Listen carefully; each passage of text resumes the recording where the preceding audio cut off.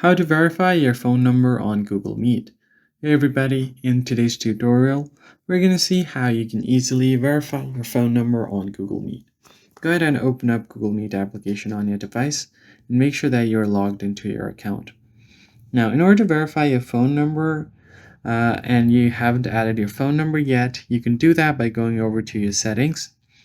And once you are on the settings menu, you can tap on Add Legacy Calling Account, or what you can basically do is tap on the profile icon at the top right and then tap on Add Your Phone Number. Now, if you have an existing phone number, you can select that, or if you want to add a new number, you can tap on Add a New Number. And once you tap on it, you can just select your country code and then just enter your phone number. Now, once you enter your phone number, tap on Continue.